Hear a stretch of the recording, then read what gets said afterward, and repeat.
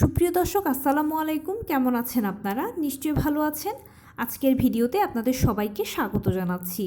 আজকে আমি আপনাদের সাথে আলোচনা করব গর্ভাবস্থায় কিভাবে একজন গর্ভবতী মা সঠিক পদ্ধতিতে বা নিয়মে ঘুমাবেন। তাহলে চলুন মূল ভিডিওতে যাওয়া যাক। বাই দ্য ওয়ে, মূল ভিডিওতে যাওয়ার আগে একটা কথা বলি, আমি আমার চ্যানেলে pregnancy related, specially normal delivery related অনেক ইম্পর্ট্যান্ট তথ্য ভিডিও আকারে শেয়ার করে থাকি। এই তথ্যগুলো আমার পার্সোনাল এক্সপেরিয়েন্স ও আমার ডক্টরের সাজেশন থেকে নেওয়া। তাই আমার চ্যানেলটিকে যদি একবার আপনারা ভিজিট করেন, তাহলে আপনারা আপনাদের প্রশ্নাতীত মনের অনেক প্রশ্নের উত্তর পেয়ে যেতে পারেন। আমন্ত্রণ জানাবো আমার চ্যানেলটিকে একবার ভিজিট করে দেখার জন্য।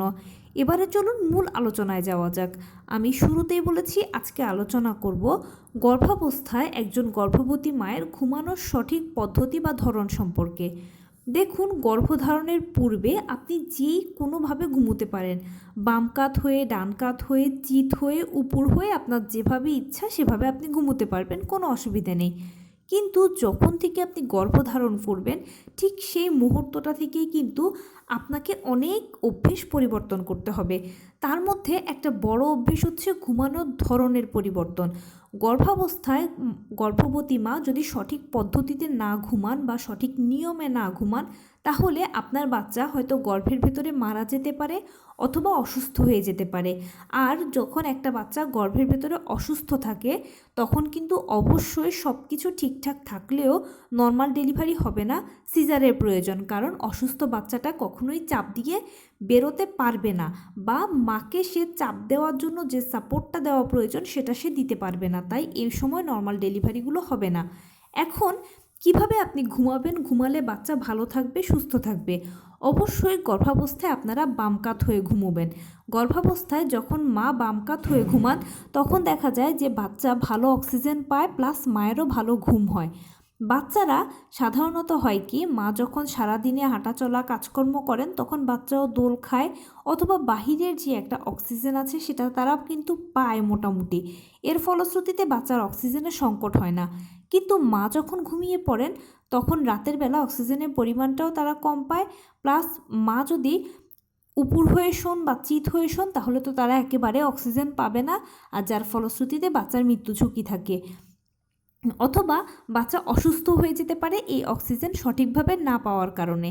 সেজন্য মা যদি বাম কাত হয়ে ঘুমান, তাহলে মায়ের ঘুমেও আরাম হবে, বাচ্চাও ভালো অক্সিজেন পাবে। গর্ভাবস্থায় মায়েরা বিভিন্ন ধরনের সমস্যা ফেস করেন।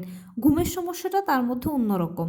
কেননা যখনই আস্তে আস্তে বেবি বাম্প দেখা যায়, বা চতুর্থ মাসের পর থেকে যখনই আপনার পেট বড় হতে থাকবে, তখনই ঘুমোতে গেলে আপনার খুব অসুবিধা হবে। এছাড়া হয় কি, রাতের বেলা বাচ্চারা একটু বেশি নড়াচড়া করে, কারণ সারাদিনে মা কাজকর্ম করলে বাচ্চা মনে করে যে মা তাকে দোলাচ্ছে, তখন সে বেশিরভাগ সময়টা ঘুমিয়েই থাকে।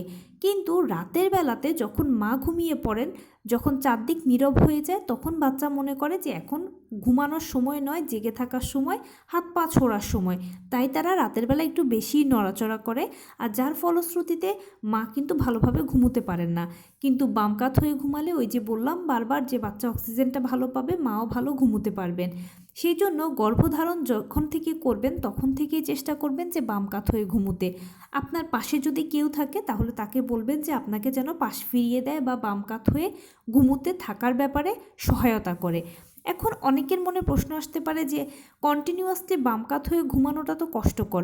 হ্যাঁ, আপনি চাইলে ডান কাতও হতে পারেন, কোনো অসুবিধা নেই, কিন্তু ভুল করেও চিত হয়ে শোয়া যাবে না, আর উপর হয়ে তো নয়।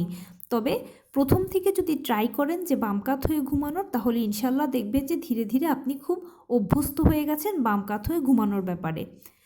তো এই ছিল আজকের ভিডিও। কেমন লাগলো বলুন?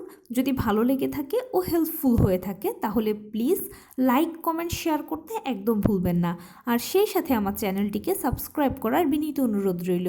পাশে থাকা বেল আইকনটি ক্লিক করে দেবেন, যেন আমি ভিডিও আপলোড করার সাথে সাথে আপনারা নোটিফিকেশান পেয়ে যান। যদি কোনো প্রশ্ন থাকে কমেন্টসে জানাবেন, আমি রিপ্লাই দেব। প্লাস যদি কোনো পরামর্শ থাকে যে কোন বিষয়ের উপরে ভিডিও বানালে আপনারা উপকৃত হবেন, সেটাও জানাবেন। আমি আপনাদের পছন্দের সর্বোচ্চ প্রায়োরিটি দেব। ভালো থাকবেন, সুস্থ থাকবেন। আসসালামু আলাইকুম।